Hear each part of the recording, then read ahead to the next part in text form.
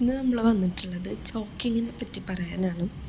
Choking എന്ന് പറഞ്ഞ വാക്ക് ഇപ്പോൾ പൊതുവെ എല്ലാവരും കേട്ടിട്ടുള്ള ഒരു വാക്കായിരിക്കും. കാരണം ഇപ്പോൾ അതിൻ്റെ ഒരു ആവശ്യകത എത്രത്തോളം ഉണ്ടെന്ന് ആൾക്കാർക്ക് മനസ്സിലായി തുടങ്ങിയിട്ടുള്ളൊരു സമയമാണല്ലേ. ഇപ്പോൾ അടുത്തിടെ കുറച്ച് മുമ്പ് ന്യൂസിൽ കണ്ടിട്ടുണ്ടായിരുന്നു, ഇതുപോലെ ഒരു കുട്ടി ഭക്ഷണം തൊണ്ടയിൽ കെട്ടിയിട്ട് ശ്വാസം മുട്ട് ഉണ്ടായിട്ട് ആ കുട്ടിയുടെ പാരൻസ് ആ കുട്ടീനെ രക്ഷിച്ചു. അതുപോലെ പല പല ഇൻസിഡൻസ്. അപ്പോൾ ഇതുപോലെ ഭക്ഷണമോ അല്ലെങ്കിൽ വേറെ എന്തെങ്കിലും സാധനങ്ങൾ ഇതുപോലെ തൊണ്ടയിൽ കുടുങ്ങിക്കഴിഞ്ഞാൽ അല്ലെങ്കിൽ ചോക്കിങ് ഉണ്ടായാൽ അതെങ്ങനെയാണ് കുട്ടികളെ രക്ഷിക്കേണ്ടത്, അല്ലെങ്കിൽ വലിയ ആൾക്കാരായാലും എങ്ങനെ രക്ഷിക്കേണ്ടത്, അല്ലെങ്കിൽ അതിൻ്റെ ഫസ്റ്റ് എയ്ഡ് എന്താണെന്ന് നമുക്ക് നോക്കാം. കുട്ടികൾക്കും അഡൾട്ട്സിനും രണ്ട് രീതിയിലാണ് ചെയ്യേണ്ടത്. തീരെ ചെറിയ കുഞ്ഞുങ്ങളാണെങ്കിൽ നമുക്കിതുപോലെ നമ്മുടെ കയ്യിൽ അവരുടെ വായിൻ്റെ ഭാഗം തുറന്നിരിക്കുന്ന രീതിയിൽ കയ്യിൽ കിടത്തിയിട്ട് നമുക്ക് പുഷ് ചെയ്തിട്ട് കൊടുക്കാം. ആദ്യം ഇതുപോലെ കമഴ്ത്തിയിട്ടിട്ട് ബാക്ക് സൈഡിലായിട്ടും ആ ഒരു കാണിക്കുന്ന ആ ഒരു സ്ഥലത്തായിട്ടും, പിന്നെ നമ്മൾ തിരിച്ചിട്ട് ആ ഒരു കഴുത്തിൻ്റെ ആ ഒരു താഴെ ആ നെഞ്ചിൻ്റെ ഒരു ഭാഗത്തായിട്ടും പുഷ് ചെയ്തിട്ട് കൊടുക്കുന്നത്. ഓരോ സ്ഥലത്തും 5 പ്രാവശ്യം വെച്ചിട്ടാണ് ചെയ്യേണ്ടത്. വലിയ ആൾക്കാർക്കാണെങ്കിൽ ഇതുപോലെയാണ് ചെയ്യേണ്ടത്. ഇതുപോലെ ആ വയറിൻ്റെ ആ ഒരു ഏരിയയിലാണ് കൈ വെക്കേണ്ടത്.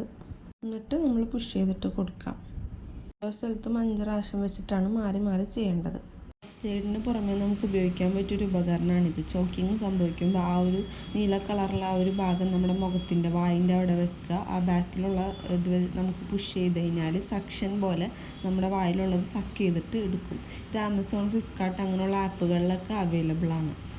ചില ഭക്ഷണ പദാർത്ഥങ്ങളൊക്കെ ഇതുപോലെ 4 വയസ്സിന് താഴെയുള്ള കുട്ടികൾക്ക് ഇതുപോലെ തൊണ്ടയിൽ കെട്ടാനുള്ള സാധ്യത കൂടുതലുള്ള സാധനങ്ങളാണ്. നമ്മൾ ഈ ഡ്രൈ നട്ട്സ്, കശുവണ്ടി അല്ലെങ്കിൽ ബദാം, പീനട്ട് എന്നൊക്കെ പറയുന്ന പോലെ ഇതുപോലെ മാഷ്മെലോ അങ്ങനെയുള്ള സംഭവങ്ങളൊക്കെ.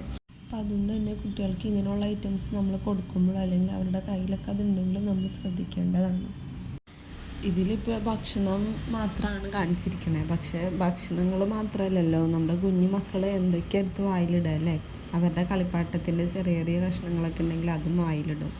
അപ്പം എന്ത് തന്നെയായാലും ഇതുപോലെ ഫസ്റ്റ് എയ്ഡ് നമുക്ക് അറിഞ്ഞിരിക്കുകയാണെങ്കിൽ അതൊരു നല്ല കാര്യമാണ്. ചിലപ്പോൾ പെട്ടെന്നുള്ള ആ ഒരു ടെൻഷനിൽ നമുക്ക് ചെയ്യാൻ പറ്റിക്കൊള്ളണം എന്നില്ല. അപ്പം അങ്ങനെയുള്ള സന്ദർഭങ്ങളിൽ ഞാൻ നേരത്തെ കാണിച്ച പോലത്തുള്ള എക്യുപ്മെൻറ്റ് അല്ലെങ്കിൽ ഉപകരണങ്ങളൊക്കെ ഉണ്ടെങ്കിൽ അത് നമുക്ക് ഉപകാരപ്പെടും.